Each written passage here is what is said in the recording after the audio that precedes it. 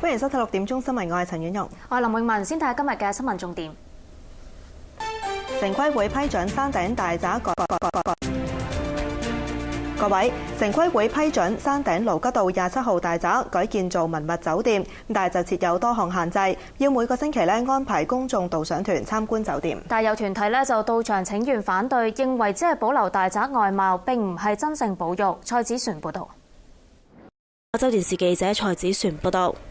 市建局主席蘇慶和話，原定耗資5億活化中環街市項目，因為建築成本上升，預計要超支大約10億。雖然目前仍然未放棄，但係就表明項目只有支出冇回報，但係仍然係未決定係咪增加撥款。梁家寶報導。城中報報導。大老山隧道公司話，由於回報率唔及預期，所以向政府申請喺12月加價。但立法會一個委員會上面，多位議員話反對。黃迪偉報導。大陸亞洲電視記者黃迪偉報導。內地記者高瑜被控非法向境外提供國家秘密，罪名成立，被判監7年，剝奪政治權利1年。代表律師對判決表示失望，會提出上訴。鄭永儀報導。電視記者鄭永儀報導。一批本港支聯會嘅成員去到中聯辦請願，要求釋放高瑜。其實高瑜呢，只係翻嚟新聞時間，公民黨成員曾健超舊年10月喺金鐘龍和道清場期間，懷疑被7個警員毆打。事隔半年，警方嘅調查仲未有進展。曾健超就入稟申請司法覆核，要求公開涉案警員嘅名單。民陣向監警會表達關注警方計劃買水炮車，但有個別委員就提到買水炮車總好過開槍，就令到民陣不滿。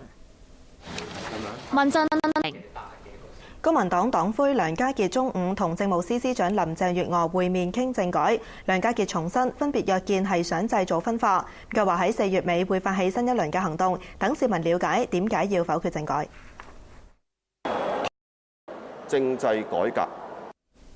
海關喺屯門內河船碼頭搜出180萬支試驗。海關繼早前遭到債權人入稟申請清盤嘅成報傳媒集團有限公司，再俾業主入稟法院追討欠租。入稟狀話，成報喺舊年英國真視防衛週刊報導，最新嘅衛星圖片顯示，中國喺有主權爭議嘅南沙群島加緊起第一條可以用作軍事用途嘅跑道。美國、日本同南韓嘅副外長都呼籲中國要遵守國際法，立即停止工程。黃文俊報導。柬埔寨赤柬政權上台40週年，首都金邊今日有紀念活動。反對黨指好多曾經殘殺平民嘅赤柬高官，而家仍然逍遙法外。林永雄報導。喺40年，林永雄報導。美國中西部地區爆發狗流感，有1000幾隻狗受到感染。楊彩欣報導。最先喺今年1月爆發狗。楊彩欣報導。呢次新聞報導員，再會。